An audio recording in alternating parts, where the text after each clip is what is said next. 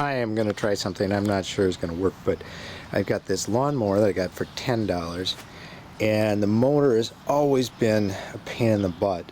It's worked for years sort of, but this year I can get it started only with great effort, and then it will cut half my lawn and then stop working. So I need to do something about lawn care. This sprayer has always been a pain in the butt because the pump is always so touchy. It weighs a ton. You got to take it down, inside in the winter, and it's been kind of a pain. But the motor's really good. So what I'm going to see is if I can swap this motor onto this lawnmower. I don't know. Kind of seems like it could work, but maybe not. And if it doesn't, oh well.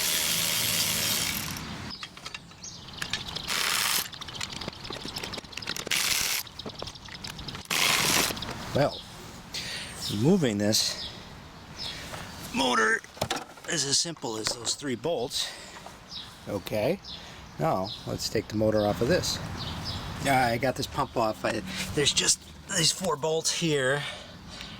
This one, when you want to take it off, it wants the whole motor to spin, so I hit it with the impact wrench and it came off. Now I'm going to take this Allen out and get this coupling off, see if this shaft works for our lawnmower blade. All right, 3 bolts, and then this is completely free.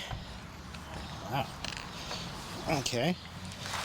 Now, let's see how we're gonna graft it onto here. Let me get this other motor completely off here. Okay. So now we just have to put this motor on here, and as it turns out, I guess not that surprisingly, all those holes line up perfectly. All right, let's bolt that sucker on. This is a piece that the blade rides on, and it came off of this shaft, which looks about the same size as the one on our good motor. Oh, I spoke too soon.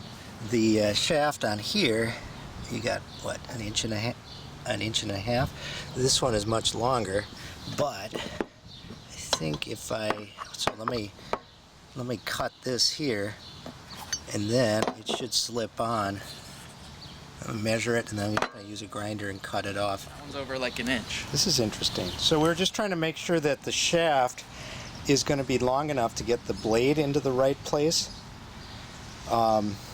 So we were wondering if we could take the shaft off of the old one. We took I guess the oil pan off. Is this case like deeper? Is this one deeper? Case? You see what I'm saying? Yeah. Like, look at how much more space is here. There's like an inch. Okay, hold on a second. I want to just show. This is interesting because you can see that this is the crankshaft, obviously, and the what are they called? The piston rods. Yep. And all the oil stuff. I mean, it's simple stuff, but I've never looked inside of one. That's what one looks like inside. I should have probably looked at this before I took it apart. You could do that, but obviously we're going to not want our blade way down here or up here where it's going to hit the case. It's got to land, it looks like, right about at the bottom of this. So I'm more or less just going to eyeball it and see where, if I cut this thing off, where it's going to land. So not too scientific. Well, so I cut that off, and as it turns out, the diameter of the Toro motor drive shaft is slightly larger than the Honda one. So I'm going to have to use this collar. So this little piece down here is just got a couple of tacked welds on it.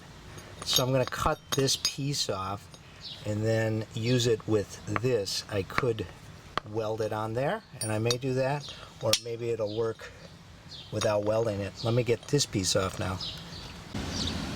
I had to get a new bolt that's shorter to screw into this thing. So let's put it together. Okay, we've got this collar bolted on now. Just feed it on, set the screw, mow the lawn. right after I got the right size bolt, and oddly it was standard size as opposed to metric. It looks like we got the blade at exactly the right spot here, and I got it bolted on nice and tight, and hopefully it doesn't fly off.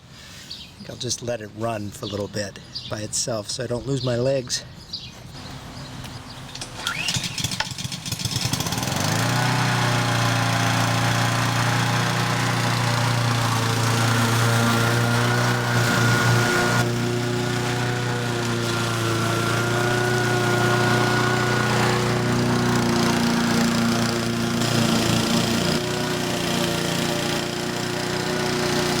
Well, there you have it. I don't know if this has ever had to be done before or ever will be done again in the future, but if you need to transplant a motor from a power sprayer onto a Toro lawnmower, it works. It was pretty straightforward.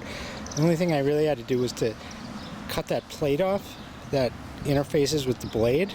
Otherwise, the shaft was the right length. There's a little gap between the motor. There's kind of these standoffs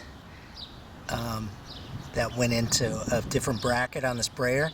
I thought it might get all gunked up with grass, but no. And I'll tell you, this motor, even though it's, well, I don't know, it doesn't say what size it is, it was so much better than the Toro motor.